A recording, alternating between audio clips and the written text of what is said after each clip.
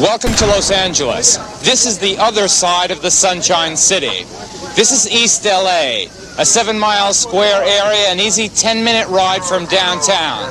It's the home for more street gangs and more street gang-related violence than any neighborhood in any city in this country.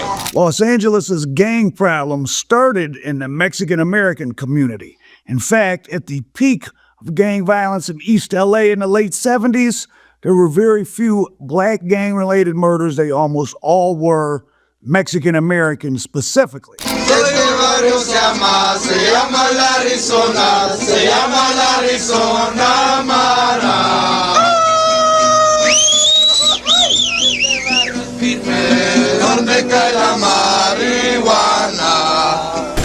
don't think, that I'll live to see 23.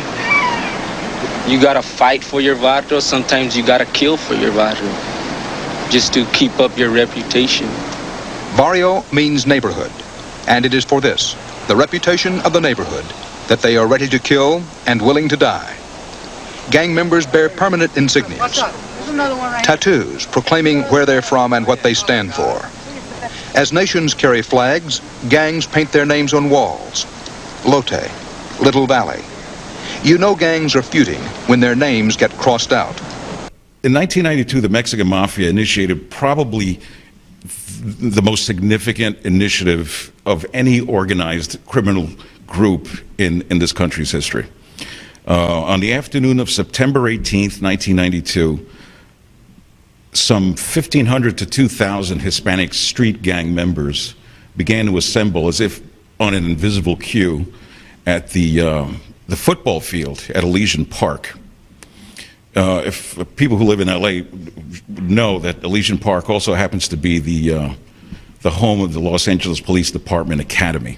So Mexican Mafia had over 1,000 gang members show up at Elysian Park, which is right next to Dodger Stadium. There's police training facilities right there, and they imposed this no drive-by rule. There were meetings all over other parks. This is all documented. This really happened.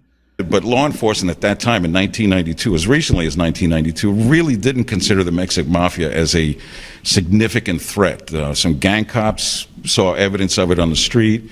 They attributed a few crimes to it, but they never really saw it as an organization until that day in September 1992. Interestingly enough, that was not the only summit the Mexican Mafia launched in that period, in that September timeframe, September 1992.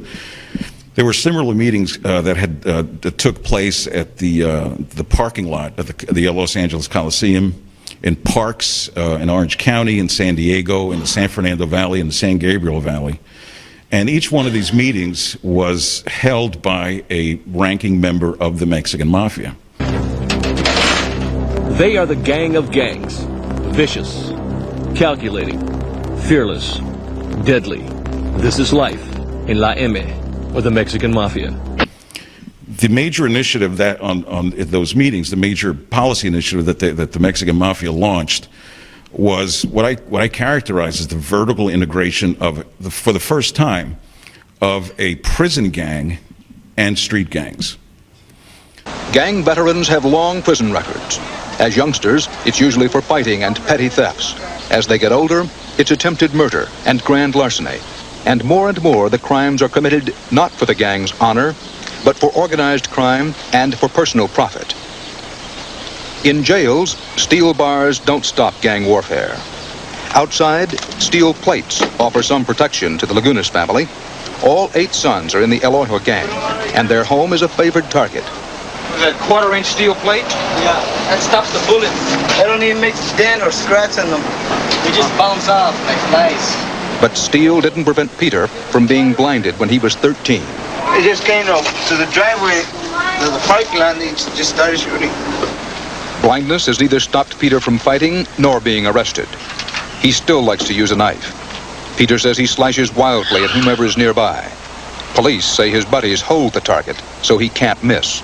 While violence among black gangs started to go back up, there were less murders, and a lot of the most active Hispanic gang areas there in the 90s, from the mid-90s to the late 90s. And in fact, a member of the Florencia 13 killed like a girl, innocent bystander girl at some party in Huntington Park. And infamously, his own crew took him out, or else Florencia 13 was going to be in trouble in prison. There were 3 items on the agenda at those meetings. The first item was that from now on, there would be no more drive-by shootings committed by street gangsters.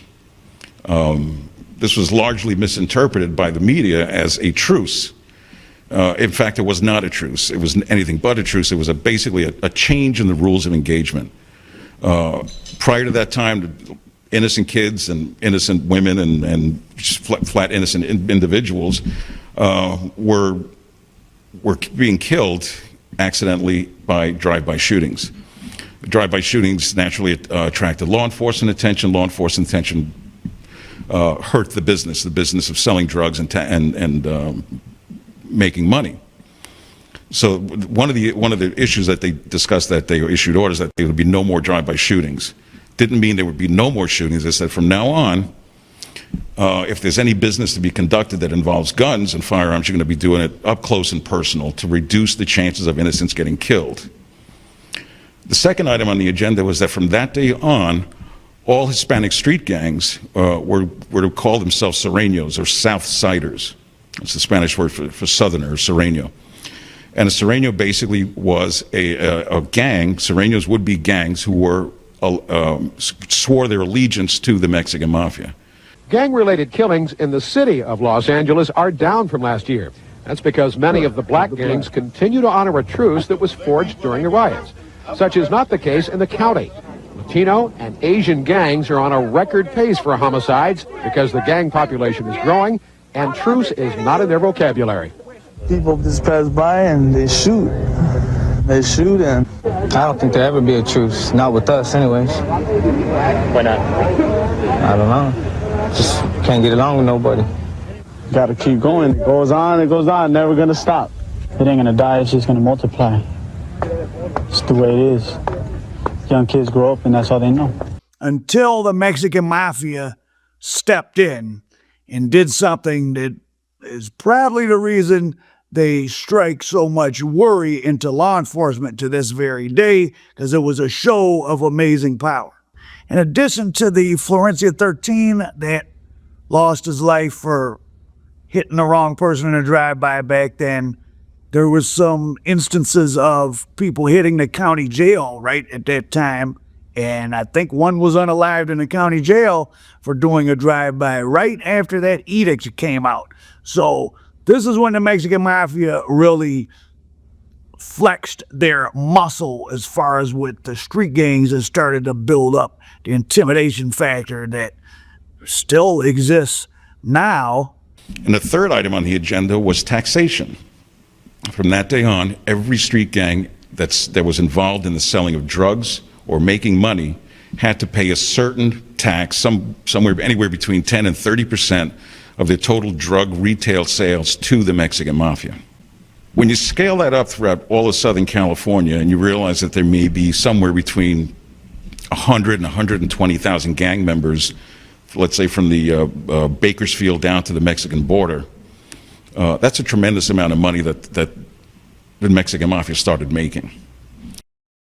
But that's how the Mexican Mafia really laid their claim to power. They created the name Surenos at that time in 1992 when they told all the gangs, no more drive-bys. They didn't tell them they couldn't beef with each other, but you had to, I guess, walk up on the person or whatever. No, they wanted no more innocent bystanders. They wanted to turn the police attention down so the neighborhoods could focus on generating money and pay the tax, so the Mexican Mafia could have all those neighborhoods in Southern California as their piggy bank, and your piggy bank needs to be full of money for you to take any of it.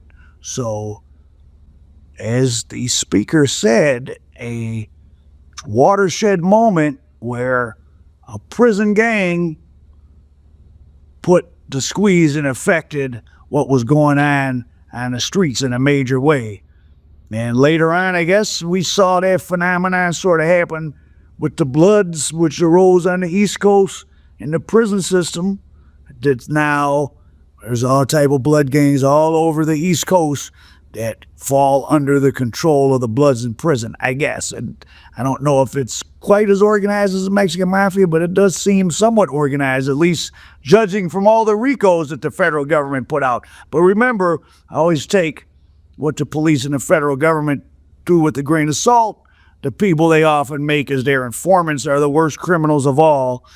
And as we'll see in the next part of our Mexican Mafia story, it certainly might be the case that, to some degree at least, law enforcement likes to promulgate Mexican Mafia or bikers or all types of criminal groups as being more powerful than they are the Italian Mafia, so that they can receive more funding for themselves. Al Prophet, American dope.